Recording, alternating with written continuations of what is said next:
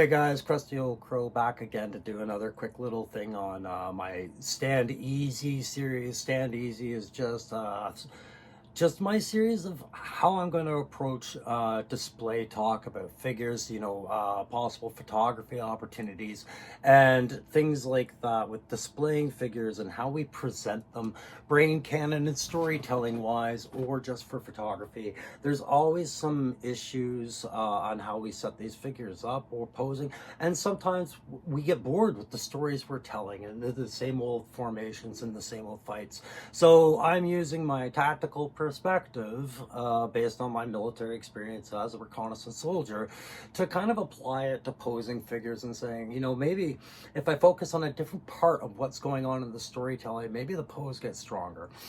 And so that's what you're starting to see in these videos. But if it's one thing I've learned after a year and a half of collecting these classified figures, is that it's almost an art form to stand these figures alone without a base. And I find there's two camps. There's the camp who say that bases are very much required, and even Hasbro's retro line agrees, and they give you bases so that you can stand your figures straight up.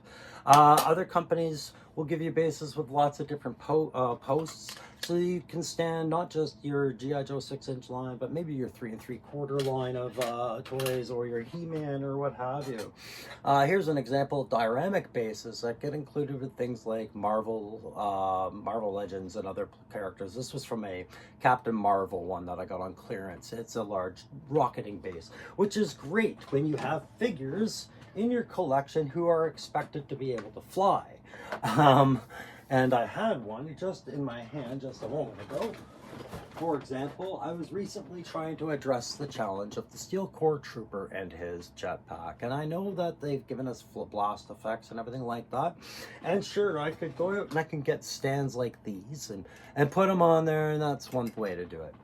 But today I'm going to review a different way to do it. I'm going to have a look at the Bio Essentials floating display frame that I picked up at GameStop today. And you can see that nice little price tag and Diddy Talk. That would probably be at the cost of 2 jars of lubricant. Tim Hortons Talk, which is what I'm a Canadian more familiar with, that is a pot of Tim Hortons coffee to take into the boys to work. So fair price, and it gives me apparently 2 of these frames. Now these frames are 3D case for collectors. They are 7 by 7 inches, and I am to get, or 18 by 18 centimeters if you're looking for that. And my understanding is that they are 2 in here. And the problem I am hoping to solve is not just whether or not I can provide another solution for flying figures, or perhaps free-falling figures. It's to solve that age-old problem I've had where I don't feel I was adequately displaying the correct amount of kit for the 60th anniversary Recon Diver. This guy comes with some fantastic kit, yet to put him up on my shelf, there wasn't much room for an underwater scenic display, but I felt like I was hiding his kit. So I'm hoping these displays will help me present them better. Let's open her up and have a look. But let's just do it quickly. All right, so we have these nice and neat and out of the package now, and now we see that we do in fact get 2 of these stands for the purposes of putting figures and having them defy gravity. They are 7 inches by 7 inches. I pulled out my trusty old ruler. Let's confirm that that's what they're supposed to be at. Let's get into inches. 7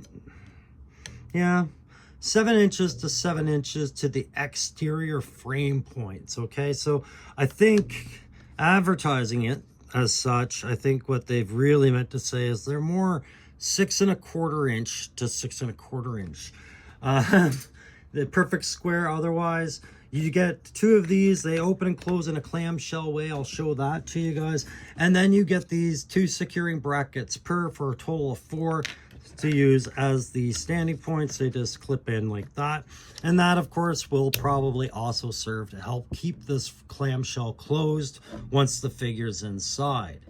All right, so as far as wall mounting goes, this is pretty much the only way I can figure it going to work. because I don't see any pre-established brackets for screw holes or anything like that.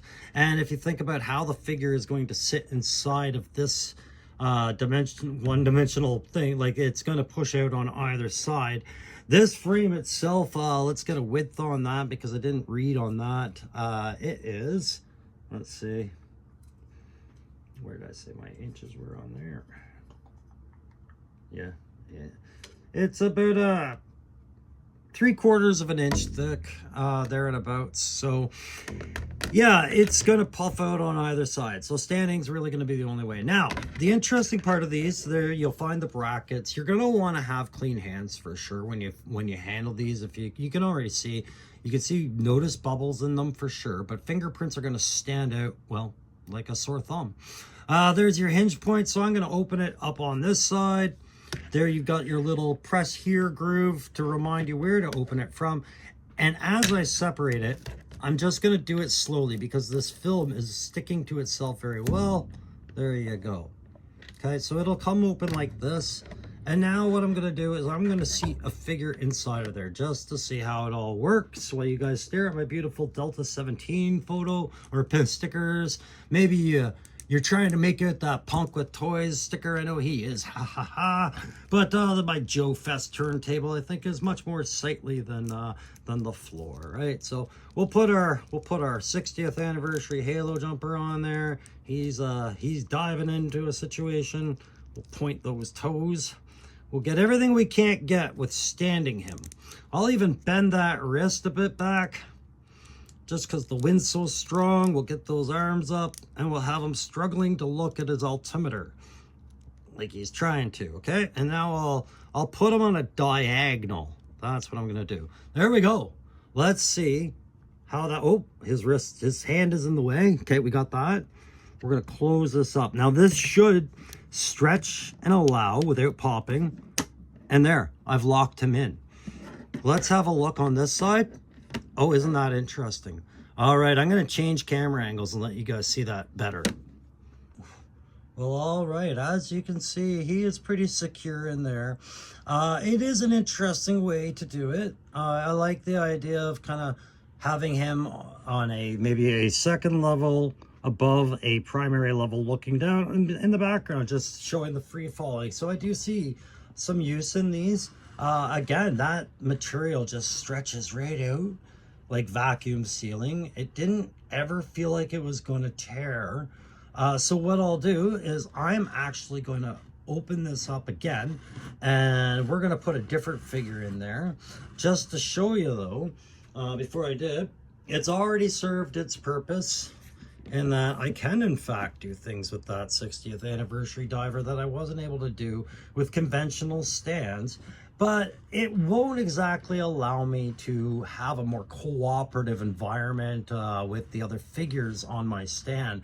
This is really kind of neat for just individualizing your figures, making kind of a big deal about them. Now, obviously, how I see it with light reflection is different than what the camera's picking it up. So in hand, it's very different. But you can see, just like I did before, I was really worried that some of the fins or maybe something would rip this. It didn't stress it. Now, I'm not going to put that to the ultimate test by pointing a gun straight out or anything like that, but it's good to know that it's got some tension resistance to this plastic. And you can see there's lots of give and it bounces back.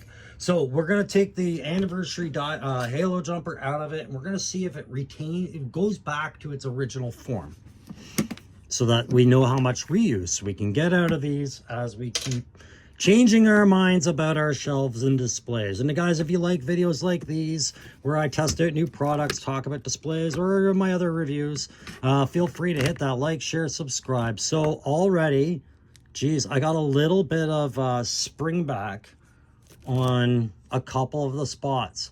So I'm kind of wondering if that will, if I give that about 5 minutes, if it'll cure itself, or if that's just the sacrifice you make with one of these, right? So this might have to stay dedicated to these figures. I'm not sure.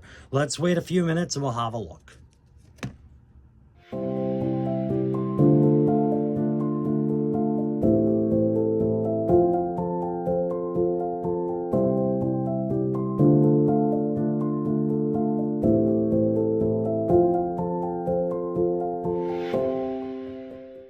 All right, guys. So I've been having a lot of fun with these floating display frames by BioEssential 3D collector's cases. As you can see, they do have their uses. They are by no means CGI. They're not going to suddenly superimpose your figures on your shelf as though they've defied gravity and they hover. But they are definitely a good representation of the floating concept that some of these figures really rely upon, such as your scuba divers and your flyers. Now, the tension of these plastics is something I will warn about. They are good tensile strength. They do have some good recovery, as I tried to show you in some of the time lapse. But those time lapse videos were over the period of 2 to 5 minutes, some of them, and you could see those little shrink downs of the stretch. I imagine if I waited 24 hours, I might yield different results. So I do see some limited reuse with these, but this isn't something I'd be comfortable switching figures and figures and figures of for, which is why I'm very appreciative of that low price point that they come at $13.50 Canadian. Getting 2 of these, that entices me to buy a couple more rather than to constantly swap these out for other figures to be presented. We did have one challenge, which I said I wasn't going to try, and then I tried it. And of course, it was taking my Logan, and I wanted the Fastball Special Berserker pose. I did find getting guys into a forward, they're facing you, ball of little fury, like, you cannot expect this kind of extension through it to have them coming squared on. So the poses I have to do are kind of limited to side movement, up down movement. And what ended up happening is as I did a side movement, you can see just at the bottom here, Wolverine's claws kind of did punch through just a little bit, a few little punch through points. So I kind of figured they would. I wanted to test it again. I do think I'm going to pick up a couple more of these displays. But yeah, those claws did poke through. So just be aware where you're putting that tension when you're posing these.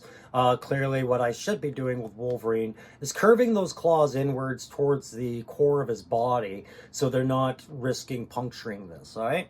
But again, for $13.50 Canadian, 2 frames, 2 opportunities to pose figures nicely on your shelf. I think it's well worth it. I would recommend, and I do plan on picking up a couple of more. So, guys, that's going to do it for this this Stand Easy with Crusty Old Crow. This was the product we looked at today. It's a thumbs up from the Crow. It's good to go. Go grab yourself some if you want to start seeing your eels and your divers and torpedo doing their thing. All right, guys, I'm going to get back to working on my toy shelves and getting ready for tonight's live with Backyard Battlefield. Myself, Darren, and possibly Aaron going to show up and talk about displays today. You have a great one. We'll see you next time.